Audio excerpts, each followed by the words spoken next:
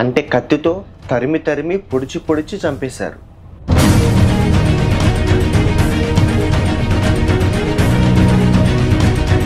కుటుంబం చెల్లాచెదురైపోయి దిక్కులేక వాళ్ళందరూ అడవుల్లో పొలాల్లోకి వెళ్ళి దాక్కున్నారు, భయభ్రాంతులైపోయారు. మా సొంత పొలంలోనే ఇప్పటికి కూడా ఉంది పెద్ద పుట్ట. ఒక పుట్టలో పెద్ద తెల్ల త్రాసుపాము ఉండేది.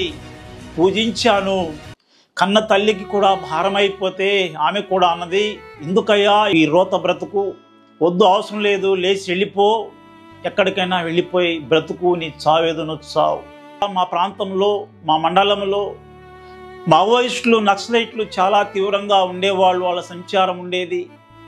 వాళ్లతో కలిసిపోవాలి, నా ప్రతీకారం తీర్చుకోవాలి. ఇక్కడే నన్ను పాతి పెడతారు, నా బాడీని కూడా తీసుకెళ్లే స్థితిలో లేరు నా వాళ్ళు, ఇంత దూరం వచ్చి నేను చేసిన ఈ ఘనకార్యాన్ని బట్టి అని ఎంతో, అయ్యా నీ పాప రోత జీవితం, నీ బ్రతుకు మారాలి, నీ ప్రవర్తన మారాలి. కులం కాదు, మతం కాదు, నీ రంగులు కాదు, నీ యొక్క ఇది దేనిని మార్చుకోవాల్సిన అవసరం లేదు, నువ్వు మార్చుకోమని చెప్పడం లేదు, నీ బ్రతుకును మార్చు.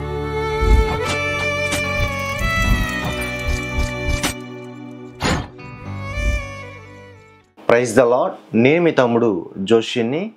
పల్నాడు జిల్లా లంబాడి వర్గానికి సంబంధించిన వ్యక్తి భార్య వేరే వ్యక్తితో అక్రమ సంబంధం పెట్టుకుందని చెప్పి నడు రోడ్డు మీద ఈడ్చుకుంటూ పొడిచి పొడిచి మరీ చంపేసిన వ్యక్తి. ఇతనికి కోర్టు విధించిన శిక్ష ఏమిటంటే జీవిత ఖైదీ. అంటే జీవిత కాలం అంతా కూడా తన చనిపోయేంత వరకు కూడా జైల్లోనే ఉండి తన జీవితం గడపాలి. అటువంటి పరిస్థితుల్లో నిజమైన దేవుణ్ణి ఆ బ్రదర్ ఎలా తెలుసుకున్నాడు, ఇప్పుడు ఆ బ్రదర్ ఏం చేస్తున్నారు, తప్పకుండా మొదటి నుంచి చివరి వరకు చూడండి. అలాగే మీ వంతు అనేక మందికి ఈ వీడియో షేర్ చేయండి. అలాగే నా గురించి, నా పరిచయం గురించి మీరందరూ మీ ప్రార్థనలో జ్ఞాపకం చేసుకోండి. ఈ వీడియోను తీస్తున్నటువంటి మరి జోషి నాయకుడు మరి యొక్క యేసు ప్రభు పేరట ప్రత్యేక నా వందనాలు తెలియజేస్తూ ఉన్నాను. ప్రైజ్ ద లార్డ్ అండి. వందనాలండి. మరి యొక్క వీడియోను చూస్తున్నటువంటి ప్రతి తల్లిదండ్రులకు, అక్క చెల్లెళ్లకు, నా అన్నదమ్ములకు ప్రభు పేరట నా వందనాలు తెలియజేస్తూ ఉన్నాను. నా పేరు బాణావతు హర్జా నాయక్. మరి మా నాన్న పేరు బద్యా నాయక్, మా అమ్మ పేరు కోటిబాయ్. మేము వారికి 4 సంతానము. మాది పల్నాడు జిల్లా బొల్లాపల్లి మండలం హనుమాపురం తండ, అంటే లంబాడీస్, సుగాలీస్ అంటారు. మేము వారికి 4 సంతానము. సంతానంలో నేను 3వ వాడిని. మరి నా బాల్య జీవితం చదువు 10వ తరగతి వరకు అయిపోయింది. మరి ఒక త్రాగుబోతుగా మొదటగా నాలో నుండి ఆ చెడు వ్యసనాలను, చెడు స్నేహాలతో నా యవ్వన దశ చదువు అయిపోయింది. యవ్వన దశలో అలాగున రకరకాల, అంటే చెడు వ్యసనాలకు, పాపానికి బానిస్తున్నాయి. చెడు స్నేహాలతో ఆ మందిరాల ఎదుటనే, దేవుని చర్చెస్ ఎదుటనే అలా ఒక త్రాగుబోతుల విందులో ఒక పాపిగా జీవిస్తూ అలా ఉండేవాడిని. మరి నాకు ఒక వయసు, అంటే 20 సంవత్సరాలు వచ్చిన తర్వాత మరి అమ్మా నాన్న పెళ్ళి చేయడం జరిగింది, వివాహము. మా పెళ్ళి జరిగిన తర్వాత మరి నాకు మా సంతానమైనటువంటి 2 బాబులు మాకు జన్మించడం జరిగింది. మరి మాకు పరిచయమైనటువంటి మా యొక్క మరి మిత్రుడు, బంధువు భీమా నాయక్ అని చెప్పేసి నమ్మకస్తుడుగా ఉండేవాడు. మరి మన ఇంట్లోకి వస్తూ పోతుండేవాడు. తమ్ముడిగా నమ్మాను. మరి తాను తెలిసి ఉంటే చేసి ఉండేవాడు కాదు. 2 నా భార్య కూడా మరి మా యొక్క భార్యతో తాను పెట్టుకున్న అక్రమ సంబంధాన్ని బట్టి ఆ వార్తను నేను విని మరి భరించలేక, తెలియక, ఇది కాదు పరిష్కారం అని తెలిసి ఉంటే చేసి ఉండేవాడిని కాదు. మరి ఆ యొక్క వేదనలో, ఆ యొక్క బాధలో ఆ యొక్క సహోదరుణ్ణి, ఆ యొక్క మరి మా తండాలో హోటల్లో కూర్చుని ఉన్న ఆ యొక్క వ్యక్తిని మరి అక్కడ టిఫిన్ తినడానికి కావచ్చు, ఆ సందర్భంలో మరి బస్ స్టాండింగ్ కాబట్టి మరి కొంతమంది ఉన్నారు అక్కడ. వాళ్ళ మధ్యలో నుంచి బయటికి లాక్కొని వచ్చి చాలా దారుణంగా ఆ కత్తితో వెంటాడి ఒక ఒక రాక్షసులాగా, ఒక మృగంలాగా ఆ నిండు ప్రాణాన్ని మరి తీయటం జరిగింది, చంపివేయటం జరిగింది. అంటే కత్తితో పొడిచేశారు. కత్తితో పొడిచి ఆ వ్యక్తిని చంపడం జరిగింది. 2004వ సంవత్సరం జనవరి 6వ తారీఖున ఉదయం జరిగింది. మరి దాన్ని బట్టి కుటుంబం చెల్లాచెదురైపోయి దిక్కులేక వాళ్ళందరూ అడవుల్లో పొలాల్లోకి వెళ్ళి దాక్కున్నారు, భయభ్రాంతులైపోయారు. ఆ తర్వాత మరి నేను కూడా ఆ రోజు రాత్రి ఊరు దాటి బయటికి వెళ్ళిపోయి ఒక 2 రోజులు దాక్కొని,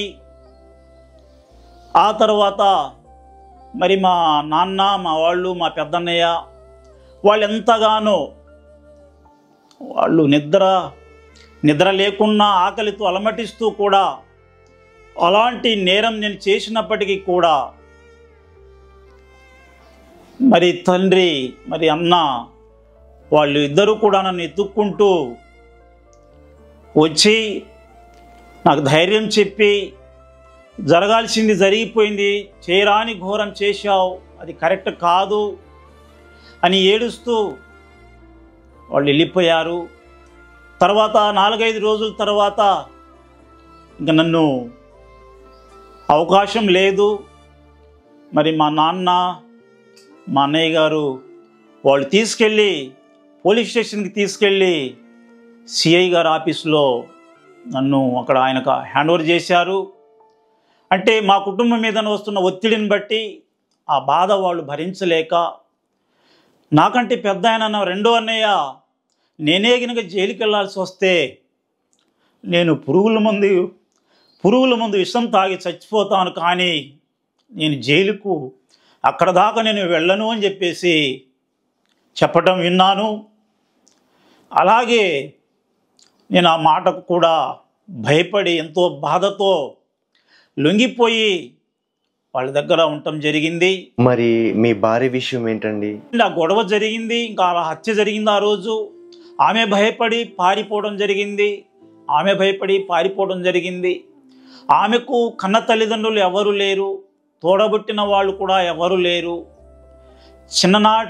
చిన్నప్పుడే 4 సంవత్సరాల వయసు అప్పుడే తల్లిదండ్రులను కోల్పోయిన దిక్కులేని పక్షి, సొంత మేనత్త బిడ్డ, ఎవ్వరు నాన్న వాళ్ళు లేరు, చిల్లిగవ ఆస్తి కూడా లేదు.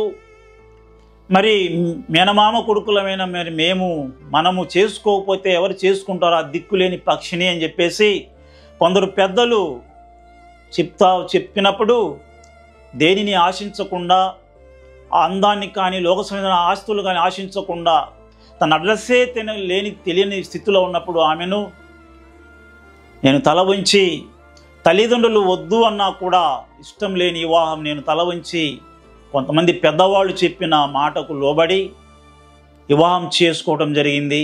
నన్ను కూడా చంపేస్తాడు అని చెప్పేసి ఆమె భయంతో పారిపోయి దాక్కోవడం జరిగింది. ఇంకా ఆ తర్వాత నాకు అదే జనవరిలో 2004 జనవరిలో మరి 26వ తారీఖున అరెస్ట్ చేశారు పోలీసు వారు. అరెస్ట్ చేసి నాకు సబ్ జైలుకు పంపించేశారు. ఆ వినుకొండ సబ్ జైల్లో 6 మాసాలు గడిపాను. ఇంక అక్కడే నాకు భయంకరమైన వేదన స్టార్ట్ అయిపోయింది. నేను చేసిన నేరాన్ని బట్టి, నేను చేసిన ఘోరాతిఘోరమైన దుర్మార్గం పాపాన్ని బట్టి ఇంకా నన్ను ఎవరు నా దగ్గరకు రారు, నా ముఖం చూడరు. వాళ్లకు తెచ్చిన కష్టాలు, అవమానాలను బట్టి, నిందలను బట్టి ఇంకా నన్ను ఎవరు విడిపించుకొని తీసుకెళ్లరు. నేను ఇంకా ఇక్కడే చనిపోతానని అనుకున్నాను. కానీ 6 నెలల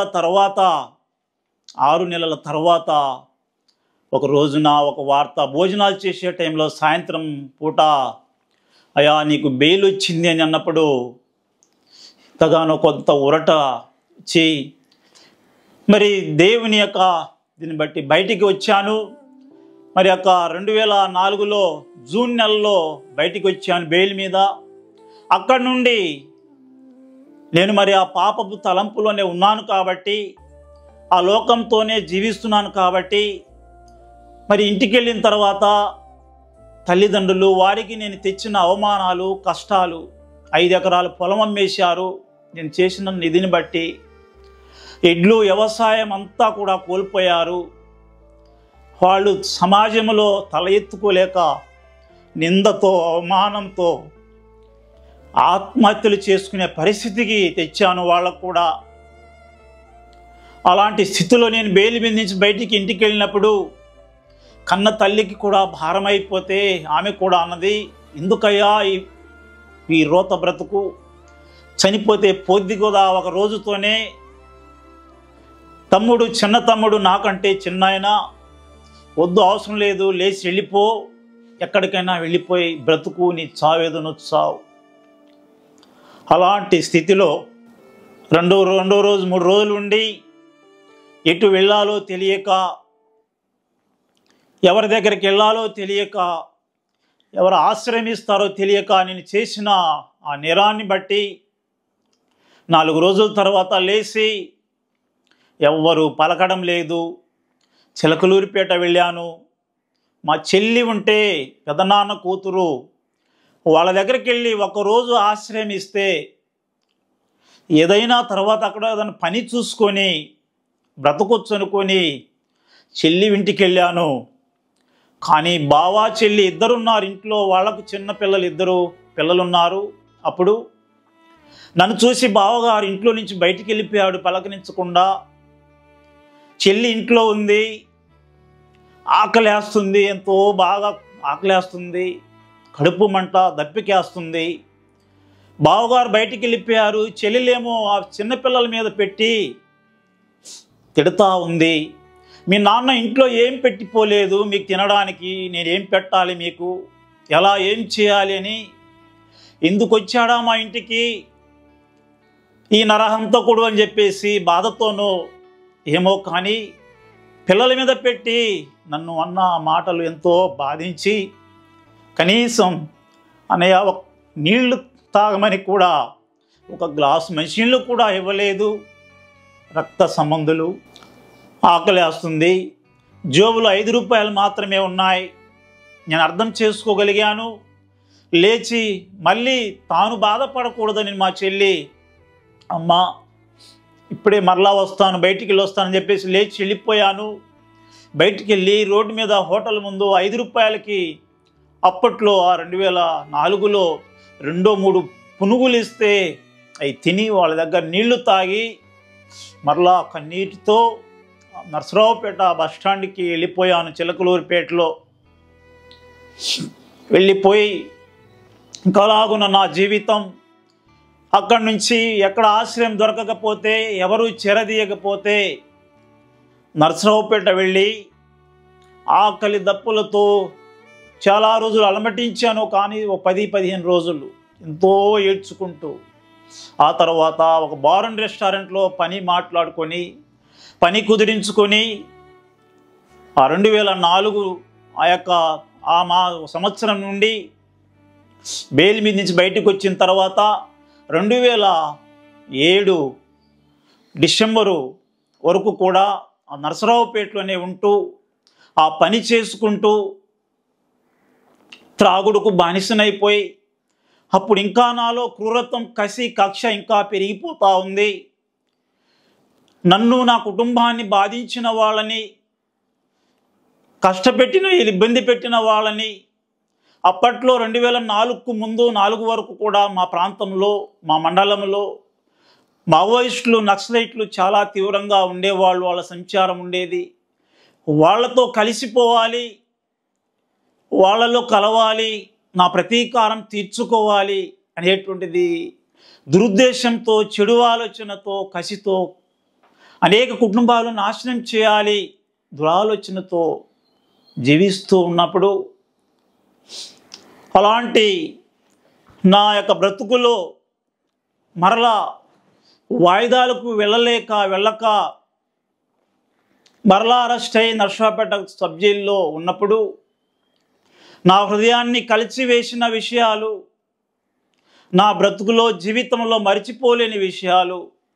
అమ్మ, వదిన, చిన్నపిల్లల్ని, నా బిడ్డలను తీసుకొని నన్ను చూడడానికి వచ్చారు నర్సరావుపేట సబ్ జైల్లో. నాకు వాళ్లకు మధ్యలో ఒక జల్లెడ మెస్సు అగాధం. నాన్న నాన్న అని పిల్లవాళ్ళు బయట, నేను లోపల. పిల్లలు ఏడుస్తున్నారు. చిన్నబాబుకు అప్పుడు సంవత్సరం గట్టిగా ఉంటాయేమో. నాన్న నాన్న నాన్న అని వాళ్ళు ఏడుస్తున్నప్పటికీ కూడా ప్రయోజనం లేదు. ముఖాలు మాత్రమే చూసుకొని ఎంతో వచ్చిన కన్న తల్లి వదిన బిడ్డలు ఏడ్చుకుంటూ తిరిగి వెళ్ళిపోయారు. 2007 డిసెంబర్లో నా తల్లిదండ్రులకు అలాంటి భయంకరమైనటువంటి నష్టాన్ని, ఆస్తి నష్టాన్ని కలిగించాను. అలాంటి స్థితిలో 2007 డిసెంబర్లో నాకు 27వ తారీఖున జీవిత ఖైదీ ఆ జడ్జి గారు, నువ్వు చేసిన నేరం రుజువైందయ్యా, కాబట్టి నీకు జీవితాంతం మరణం వరకు నువ్వు జైల్లోనే ఉండాలి అని చెప్పేసి ఆ జడ్జి గారు తీర్పు చెప్పారు. ఆ రోజు నా దగ్గర, నా పక్కన ఎవ్వరూ లేరు. మా అన్నవారు ఎవ్వరూ కనిపించట్లేదు. ఎవ్వరు కూడా, ఒక్కళ్ళు కూడా రాలేకపోయారు. అంతకుముందు 15 రోజులకు ఒకసారి ఆ వాయిదాలకు బయటికి తీసుకొచ్చినప్పుడు ఆ పోలీసు వారు మా నాన్న వచ్చి ఎంతో మొయ్యలేని కనిపించని భారంతో, గుండె బరువుతో, దిగులుతో లోపల పెట్టుకొని వచ్చి నా ముఖం చూసుకుంటూ వెళ్ళిపోయేవాడు. ఆ రోజు ఎవ్వరూ రాలేకపోయారు, ఎవ్వరూ రాలేదు. జడ్జి గారు పిలిచి ఆ శిక్ష ఖరారు చేసిన వెనువెంటనే నాతో కూడా ఉన్న మా పోలీస్ స్టేషన్ ఆ యొక్క పోలీసు వారు బయటికి తీసుకొని వచ్చి నా చేతికి సంకెళ్ళు వేసేసి బయటికి లాక్కొచ్చారు. ఇదయ్యా పరిస్థితిని ఆ యొక్క సాయంత్రం వరకు 8 గంటల వరకు నర్సరావుపేట సబ్ జైల్లోనే నన్ను ఉంచి ఆ తర్వాత రాజమండ్రి జైలుకు ఆ రాత్రి వేళ ఆ సంకెళ్ళు వేసి ఈడ్చుకొని పోతే ఆ యొక్క వ్యాన్ ఎక్కించుకొని రాజమండ్రి జైలులో పడేశారు. ఆ రాజమండ్రి జైలు ముందుకెళ్ళగానే ఆ డోము, ఆ వాతావరణం, ఆ జైలు చూసి గుండె పగిలిపోయి, గుండె ఆగిపోయేంత పని అనిపించింది. తీసుకెళ్లిన పోలీసు వారు నన్ను లోపల వదిలేసి వాళ్ళకు పట్టించేసి వచ్చేశారు. ఇంకా అక్కడి నుండి ఇంకా వేదన, భయంకరమైన వేదన స్టార్ట్ అయింది. అయ్యో 3 జిల్లాలు దాటించి ఇదిగో ఈ స్థితిలో నన్ను వదిలేసి వెళ్ళిపోయారు అని చెప్పేసి ఎంతో ఆ చెరసాలలో, ఆ రాజమండ్రి జైల్లో అనాథగా, దిక్కులేని వాడిగా, మనోవేదనతో కృంగిపోతూ, కుళ్ళిపోతూ, మనోవేదన వలన అలాంటి మరి దినదినము నా ఆయుస్సు కుంగిపోతున్నప్పుడు, చావుకు దగ్గరగా వెళ్ళిపోయిన స్థితిలో, అలాంటి అంగలారుస్తున్న నా బ్రతుకులో మరణానికి దగ్గర ఆశలన్నీ వదులుకున్నాను. ఇంకా నా వాళ్ళు నేను చేసిన నేరాన్ని బట్టి, వాళ్లకు కలిగించిన బాధ, అవమానాలు, కష్టాలు, ఆస్తి నష్టాన్ని బట్టి ఎవరూ నన్ను రారు నా దగ్గర నన్ను చూడటానికి కూడా. అయ్యో ఇంక నేను జైల్లోనే చచ్చిపోతాను, ఇక్కడే చనిపోతానని బ్రతుకు మీద ఆశలు కూడా అన్ని వదులుకొని నిట్టూర్పులతో నా జీవితాన్ని కొనసాగిస్తూ ఉన్నప్పుడు మరణంతో తీర్మానం చేసుకొని ఇక్కడే నన్ను పాతి పెడతారు, నా బాడీని కూడా తీసుకెళ్లే స్థితిలో లేరు నా వాళ్ళు, ఇంత దూరం వచ్చి నేను చేసిన ఈ ఘనకార్యాన్ని బట్టి అని ఎంతో మరణమైపోతానని దుఃఖిస్తున్న వేళలో, అలాంటి స్థితిలో చెరసాలలో కూడా మేముండే ఆ యొక్క గదిలో, చెరసాలలో 5A అని చెప్పేసి ఒక బ్యారక్లో గదిలో నన్ను ఉంచారు జైలు అధికారులు. ఆ యొక్క బ్యారక్లో, ఆ గదిలో కూడా సాయంత్రం పూట మేము భోజనాలు అయిపోయిన తర్వాత వాళ్ళు ప్రార్థన చేసుకుంటూ ఉండేవాళ్ళు. కొంతమంది సహోదరులు కూడి అక్కడ నాదెండ్ల మండలం తూబాడు గ్రామ వాస్తవ్యులు గాదే చిన్నపరెడ్డి గారు అని చెప్పేసి ఒక సహోదరుడు, నేను ఏడుస్తూ ఉన్నప్పుడు, నేను ఎంతో కుమిలిపోతూ ఉన్నప్పుడు దగ్గర వచ్చి కూర్చొని, బ్రదర్ నువ్వు ఏడవద్దు, నువ్వేం ఆశలు కోల్పోవద్దు. తప్పకుండా దేవుడు ఉన్నాడు. నాకు దేవుడు అంటే ఎవరో తెలియదు, మరి యేసు ప్రభు అంటే ఎవరో తెలియదు. ఆయన వచ్చి నా పక్కన కూర్చొని భుజం మీద చేవేసి, ఇదిగో మేము ఉన్నాం, అందరం నీలాగే మేము వచ్చాం, ఇదిగో మా అన్నదమ్ములు మా నాన్నను కూడా తెచ్చాను నేను జైలుకి, ఇదిగో మేము ఇది వచ్చినప్పుడు అలా ఉన్నాం, కానీ ఇదిగో చెరసాలలో దేవుడు ఉన్నాడు మనకు తోడు. మీ వాళ్ళు ఎవరు రావట్లేదని నువ్వు ఏడుస్తున్నావు, నేను చూశాను, నేను విన్నాను. 6 నెలల వరకు కూడా ఎవ్వరు రాలేదు, ఎవరు నా ముఖం చూడలేదు. కన్నీరు కారుస్తూ అన్నం తినాలన్న బెంగతో మనోవేదనతో జీవిస్తున్న తరుణంలో ఆ సహోదరుడు ఆదరించి, జైల్లో సంఘం ఉంది, ఒక చర్చ్ ఉంది, మాతో పాటు నువ్వు చర్చికి రా బ్రదర్ అని ప్రేమతో నాకు కొంత కావాల్సిన ఆ సబ్బులు సోప్స్ కొన్ని ఇప్పించి, మీ వాళ్ళు వచ్చినప్పుడు ఇస్తావులే, నువ్వేం బాధపడద్దు ఆదరించి చర్చికి తన వెంట తీసుకెళ్ళడం జరిగింది. ఆ చర్చికి మరి ఆ సహోదరుని వెంట వెళ్తూ ఉండేవాడిని. మరి దేవాతి దేవుని యొక్క మహాకృపను బట్టి మరి థామస్ ఆచారి గారని ఆ సేవకులు, దైవ సేవకులు, నేను ఎంతో కుమిలిపోయి అలాంటి స్థితిలో ఉన్నప్పటికీ కూడా, కన్న తల్లిదండ్రులకు భారమైనప్పటికీ కూడా, అన్నదమ్ములకు మరి వాళ్ళ చేత నేను వెలివేయబడినప్పటికీ కూడా, ఈ నరహంతకుడు, ఈ పాపినైన నేను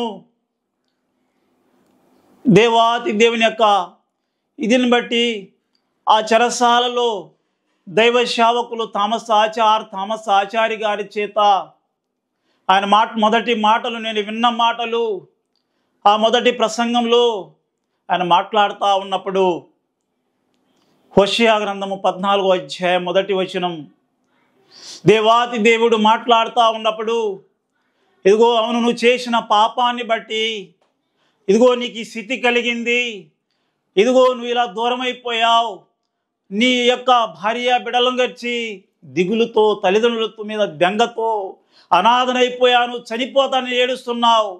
ఇప్పుడైనా సరే నీ పాపాలను తెలుసుకొని ఒప్పుకొని నిజ దేవుడైనా దేవుని వైపు తిరుగు అని చెప్పేసి, ఆయన క్షమిస్తాడని చెప్పేసి దేవుని సేవకులు ఎంతో ప్రయాసతో భారంతో వాక్యమైన దేవుడు తన దాసుని ద్వారా మాట్లాడుతూ ఉన్నప్పుడు, నా బ్రతుకు చెరసాలలో మార్చబడి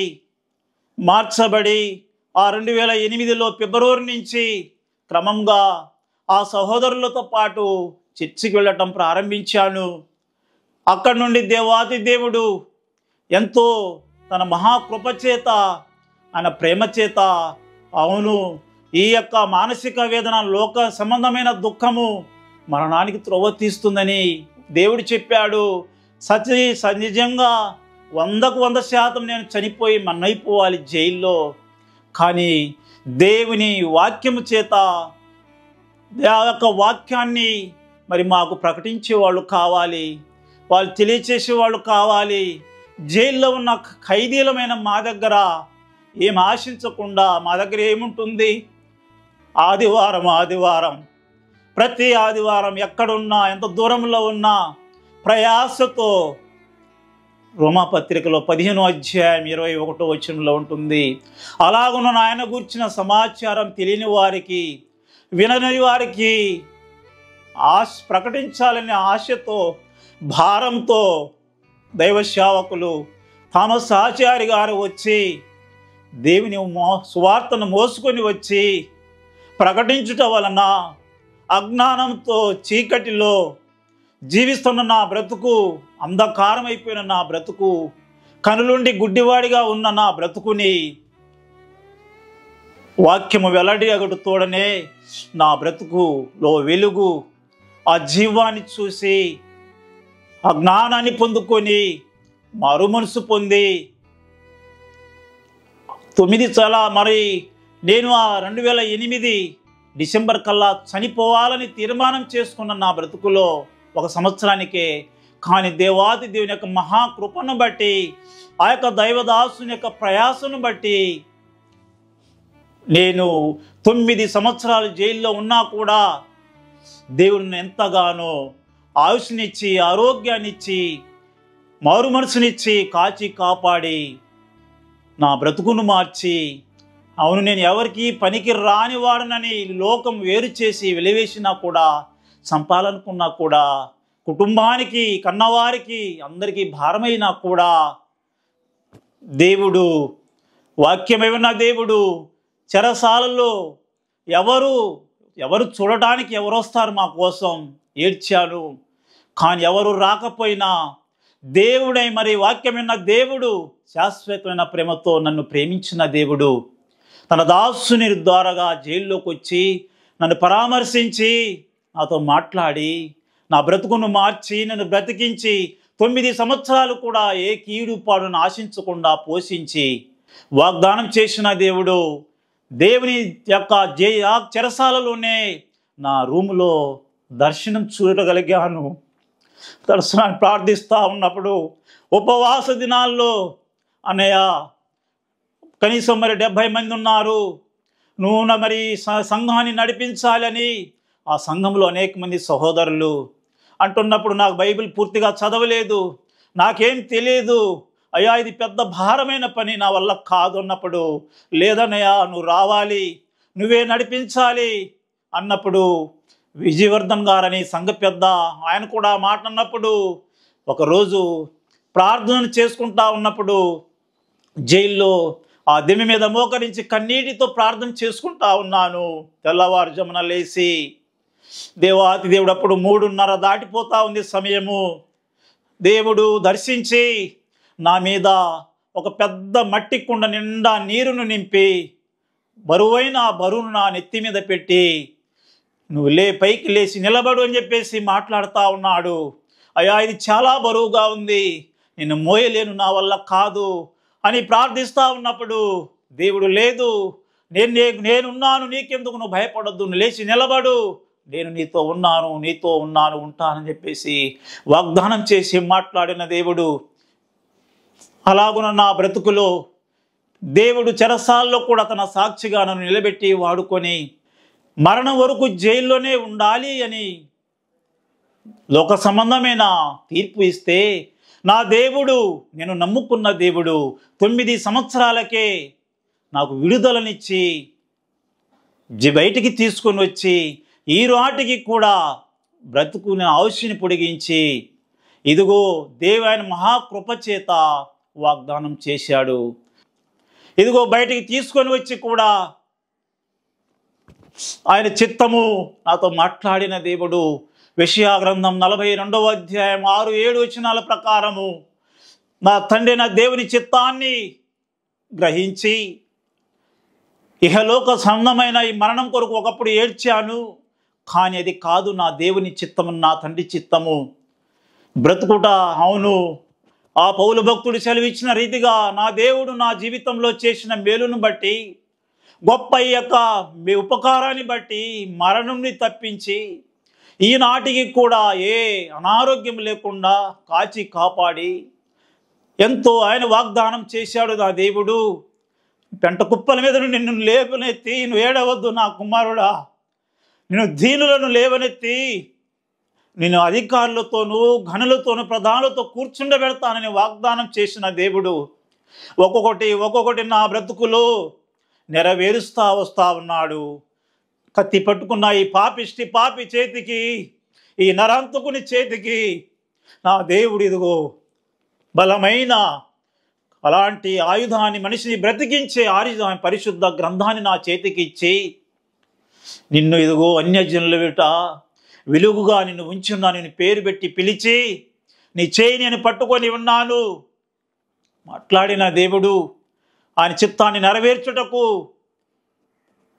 నాతో మాట్లాడిన దేవుడు, ఆయన వారసునిగా, ఆయన బిడ్డగా నన్ను చేసుకున్న దేవుడు. అవును, దేవుని చిత్తాన్ని గ్రహించను నా దేవుడు సజీవుడు. పౌలు భక్తుడు చెప్పాడు, అవును రాత్రిరీతిగా ప్రభువా నువ్వు ఆశనిస్తే నీ పని చేస్తా, ఒకవేళ మరణాన్ని కనుక నువ్వు పిలిస్తే చాలా సంతోషంగా నేను అంగీకరిస్తానయ్యా. ఎందుకంటే మా మరణం నీ దృష్టికి ఎంతో విలువైనది, ఘనమైనది ప్రభువా. మాకు మరణం లేదు, మేము సజీవులుగా నీ రాజ్యంలో మేము చేరుతాం, ఇక్కడ ఉంటాం ప్రభువా అని చెప్పేసి నా అతిశయాన్ని ప్రభు దగ్గర ప్రార్థిస్తూ ఆయన దగ్గర పెట్టి ఈరోజు అనేక చోట్ల ఈ పందికి, ఈ కుక్కకి, గాడిదకి దేవుడు నా జీవితంలో ఏమైతే వాగ్దానం చేశాడో అలాంటి గనుల మధ్య, గొప్ప గొప్ప వేదికల మీద అనేక చోట్ల ఇదిగో మందిరం కట్టించి తన దాసునిగా, తన ఒక పనిముట్టుగా, సాధనంగా నన్ను వాడుకుంటూ ఉన్నాడు. దీనంతటికి కారణం మొదటగా దేవుని కృప, దేవుడు. అయితే ఆ తర్వాత రెండవది దైవదాసులు థామస్ ఆచారి గారు, ఆయన ప్రయాస ఎంతో ప్రేమతో మా దగ్గర ఏమీ ఆశించకుండా పరుగున ఎక్కడున్నప్పటికీ కూడా వచ్చి దేవుని వాక్యాన్ని భారంతో, కన్నీటితో ప్రకటించి ఈరోజు నేను ఈ స్థితిలో ఉన్నాను అంటే కారణం ఆ దాసుని యొక్క ప్రయాస. అలాగున మరి బయటకు వచ్చాను. బయటకు వచ్చిన తరుణంలో ఎవరు నన్ను అంగీకరించలేదు, ఎవరు చేర్చుకోవడం లేదు, ఎవరు ఇష్టపడటం లేదు. కనీసం 4 నెలలు తిరిగి అలాగే ఏడ్చుకుంటూ దేవుని పనిలో సేవకులంట వాళ్ళంట తిరుగుతూ జీవిస్తుండేవాడిని. కానీ దేవాతి దేవుడు మహాకృపను బట్టి ఈరోజు ఆయన వాగ్దానం చేసిన దేవుడు, నమ్మదగిన దేవుడు, నీ శత్రువులు ఎదుట నీకు భోజనాన్ని, ఇందును ఏర్పాటు చేస్తున్న దేవుడు. నేను ఎవరినైతే చంపానో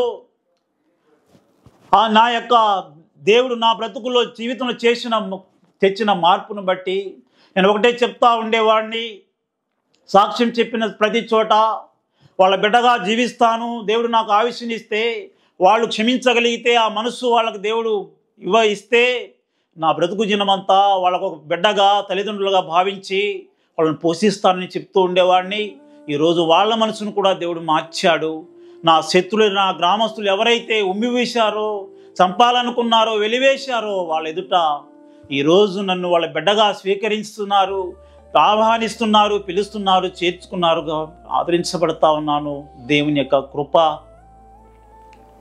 మరి అలాగున్న ఈరోజు మరి ఆ జైలు నుండి కట్టుబట్టలతో బయటికి వెళ్ళిపోయాను. తల్లిదండ్రులు ఇచ్చిన పొలం అమ్ముడు పోయింది. భార్య బిడ్డలు దూరం అయిపోయినా, తల్లిదండ్రులు ప్రియాది మరి ఎలాగున్నా అంత దూరమైనా కూడా నేను ఒక విషయం చెప్పడం మర్చిపోయాను మధ్యలో. మరి నేను చేసిన ఆ యొక్క ఘోర పాపాన్ని బట్టి నేను జైల్లో ఉన్నప్పుడు 2007 డిసెంబర్ జైలుకి వెళ్ళిపోయాను. 2008 ఫిబ్రవరి నెల 8వ తారీఖునే నాకైతే తెలియజేయలేదు. కానీ మా నాన్నగారు తిరిగి రాని లోకానికి ఈ పాపి గురించి, ఇంకా 3 ఉన్నారు కదా, ఈ దుర్మార్గుని గురించి, ఈ నరహంతకుడి గురించి మనోవేదన బెంగ పెట్టుకొని ఎప్పుడు వస్తాడా అని, వచ్చే దారి తెలియక, తీసుకొచ్చేవాళ్ళు లేక, వస్తాడో రాడో అని బెంగ పెట్టుకొని పట్టుమని 2 నెలలు గడవక ముందే నాకు శిక్ష పడి జైలుకి వెళ్ళిన తర్వాత మంచం పట్టి చనిపోవడం జరిగింది. దేవాది దేవుడు నాకు వాక్యం తెలియజేసింది. నాకు మారు మనసు ఇచ్చిన తర్వాత ఆశపడేవాడిని, ప్రభువా తల్లిదండ్రులను సన్మానించు, నువ్వు దీర్ఘాయుషులతో అవ్వాలి అంటేని సెలవిచ్చావు. కానీ దౌర్భాగ్యుణ్ణి దేవా, మిగిలిన శేష జీవితం నీ ఆజ్ఞ ప్రకారం, నీ మాట ప్రకారం జీవించాలని ఆశపడిస్తున్నాను. కానీ తండ్రిని కోల్పోయానయ్యా. ఎంతో దుఃఖం పడేవాడిని, ఎంతో ఏడ్చేవాడిని.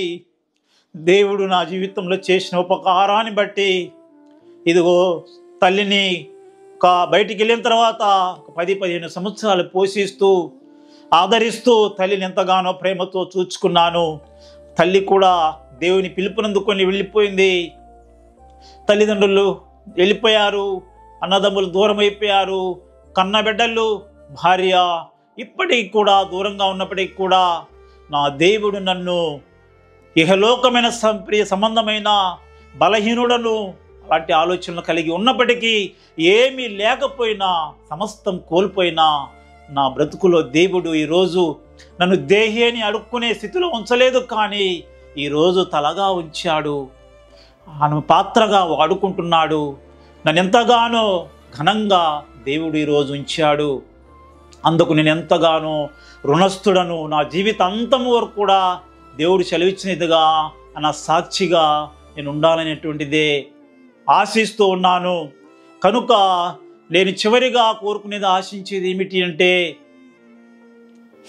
నా బ్రతుకు దేవుడిచ్చిన ఈ ఆయుష్ని బట్టి నా బ్రతుకు దీనన్నీ కూడా ప్రభు సాక్షిగా మిగిలిపోవాలి. ఏ కష్టం వచ్చినా, ఈ ముందు ఈ ప్రయాణంలో కూడా, విశ్వాస జీవితంలో, ఈ యాత్రలో ఎన్ని కష్టాలు వచ్చినా, ఎన్ని నిందలు వచ్చినా కూడా నా దేవుని దగ్గర నేను ప్రార్థించేది ఒకటే, ప్రభువా ఇన్ని మేలులు చేసి చనిపోతానని చావును తీర్మానించేసి నన్ను బ్రతికించి తప్పించి ఆశ లాంటి మరణం వరకు జైల్లో ఉండాల్సిన నన్ను తీసుకొని వచ్చావు. ఇదిగో ఈ రీతిగా ఘనపరుస్తున్నావు. ఈరోజు నా బ్రతుకు దుర్వాసన వచ్చింది. బంధువులకి, కుటుంబానికి, అందరు దూరంగా వెళ్ళేవి మూసారు ప్రభువా. అలాంటి కుక్క పందికి నాకు ఈ భాగ్యం ఇచ్చావు. కనుక నువ్వు ఒకవేళ ఆశనిస్తే బ్రతికినంత కాలం నీ పని చేస్తా. ఒకవేళ నేను నీ పిలుపును అందుకోవాల్సి వస్తే తప్పకుండా నా సాక్ష్య జీవితం చెదిరిపోకుండా ప్రభువా ఏర్పరచబడిన నన్ను బట్టి, నువ్వు నా జీవితం చేసిన మేలును బట్టి, అనేక చోట్ల నేను ఇచ్చిన సాక్ష్యాన్ని బట్టి మరలా నీ నామం అన్య జనాంగంలో దూషింపబడకూడదయ్యా. నీ పాటలు పాడుతుండగానో, నీ మాటలు చెప్తూ ఉన్నప్పుడు, నీ పరిచర్య చేస్తూ ఉన్నప్పుడు నాకు మంచి మరణాన్ని దయచేసి దీవించు ప్రభువా అని నా ప్రభువును వేడుకుంటూ ఉన్నాను. అదొకటి తప్ప నా దేవుని దగ్గర నన్ను ఆశిస్తుంది మరొకటి ఏది లేదు. ఈ లోకంలో ఎవరు ఏది శాశ్వతం కాదు. నా దేవుడు ఆ సత్యాన్ని నాకు తెలియచేశాడు. ఆ జ్ఞానాన్ని ఇచ్చి నన్ను వెలిగించి గ్రహింపగలిగే శక్తిని నా దేవుడు నాకు ఇచ్చాడు. నా జ్ఞానం కాదు, నా బలం కాదు, నా శక్తి కాదు. ఈ రోజున మరి ఈ స్థితిలో నేను ఉన్నాను అంటే దేవుని కృప. కనుక నా మిగిలిన శేష జీవితం మొదటి మరి చివరిగా అవును నా కుటుంబాన్ని కట్టాలని ప్రార్థిస్తున్నాను. లోకం నన్ను గాయపరిచినా, నన్ను కించపరిచి మాట్లాడినా, నా ప్రభు వైపు చూచుచు, నా బిడ్డల వైపు చూచుచు, నా దేవుడు ఇన్ని కార్యాలు చేసిన నీ స్థితిలో తెచ్చిన దేవుడు నా భార్య మనసును కూడా మార్చి తప్పకుండా నా కుటుంబాన్ని కట్టి ఏకం చేస్తాడు. మిగిలిన మా శేష జీవితాలు దేవునికి సాక్షులుగా జీవించాలని నా చివరి ఆశతో బ్రతుకుచున్నాను. కనుక ఈ వీడియోను వింటున్నా, చూస్తున్నా నా తల్లిదండ్రులు, నా అన్నదమ్ములు, అక్క చెల్లెళ్ళు, ప్రతి ఒక్కరూ కూడా మరి నా కుటుంబం కొరకు, నా కొరకు ప్రార్థించాలని ఆశిస్తూ, మరి నేను నమ్ముకున్నా, తెలుసుకున్నా, నేను కూడా ఒకప్పుడు అజ్ఞానిగా జీవించాను. చదువున్నప్పటికీ కూడా మా సొంత పొలంలోనే ఇప్పటికి కూడా ఉంది పెద్ద పుట్ట, ఒక విగ్రహం, ఆంజనేయ స్వామి. ఆ పుట్టలో పెద్ద తెల్ల త్రాసుపాము ఉండేది. పూజించాను, ఎన్నో చేశాను, ప్రతిఫలం రాలేదు. వచ్చి ఉంటే నేను ఈ నేరాన్ని చేసి ఉండేవాడిని కాదు. విగ్రహార్థికుడుగా జీవించాను, ప్రతిఫలం లేదు. కనుక నేరం చేశాను, ఎలికెళ్ళాను. నిజ దేవుడని తెలుసుకున్నాను, సృష్టికర్త అని తెలుసుకున్నాను, జీవము కలిగిన దేవుడని తెలుసుకున్నాను. నా బ్రతుకును దేవుడు మార్చిన దాన్ని బట్టి. కనుక ఈ యొక్క నా మాటలు వినుచున్న ప్రతి తల్లి, తండ్రి, అక్క చెల్లెలు, అన్నదమ్ములు కూడా నా దేవుడు ఏం చెప్పాడంటే నాతో ఏమాత్రము తప్పుగా అర్థం చేసుకోకుండా, అయా నీ బ్రతుకు మార్చుకో, నీ కులం కాదు, నీ ఆస్తులు నేను అడగటం లేదు, అయా నీ పాప రోత జీవితం, నీ బ్రతుకు మారాలి, నీ ప్రవర్తన మారాలి. కులం కాదు, మతం కాదు, నీ రంగులు కాదు, నీ యొక్క దేనిని మార్చుకోవాల్సిన అవసరం లేదు. నువ్వు మార్చుకోమని చెప్పడం లేదు. నీ బ్రతుకును మార్చుకో, నీ ప్రవర్తన మార్చుకొని నా దేవుడు నాతో తెలియజేసి మనిషిగా బ్రతుకు అని చెప్పేసి మాట్లాడినప్పుడు దేవుని మాట మాత్రమే మనిషి బ్రతుకులను మార్చి బ్రతికించి సత్ప్రనులుగా చేసేది అనే సత్యాన్ని దేవుని కృపను బట్టి మరలా చివరిగా ఒకసారి నా ఆత్మీయ తండ్రి, ఆర్ థామస్ ఆచారి గారు, రాజమండ్రి, నారాయణపురం కల్వరిముక్తి ప్రార్థనా మందిర దైవ సేవకుల ద్వారాగా మరొకసారి తనకు, తన కుటుంబానికి కూడా నేను రుణస్థుడని తెలియచేసుకుంటూ, మరి నా జీవం కలిగిన దేవాది దేవునికి రుణస్థుడని కూడా తెలియచేస్తూ, మరి ఈ వీడియోని విన్న ప్రతి ఒక్కరికి కూడా మరొకసారి తెలియచేస్తూ, మరి ఈ వీడియోను ఎంతగానో ప్రయాసతో అనేకులకు అందించుటకు ప్రయాసపడిన నా ఆత్మీయ సహోదరులు జోషి అన్నయ్యకు కూడా, వారి మినిస్ట్రీకి కూడా నా ప్రత్యేక ప్రభు పేట నా వందనాలు తెలియచేస్తూ ఈ సాక్ష్యాన్ని ముగిస్తూ సెలవు తీసుకుంటున్నాను. వందనాలు అన్నయ్య.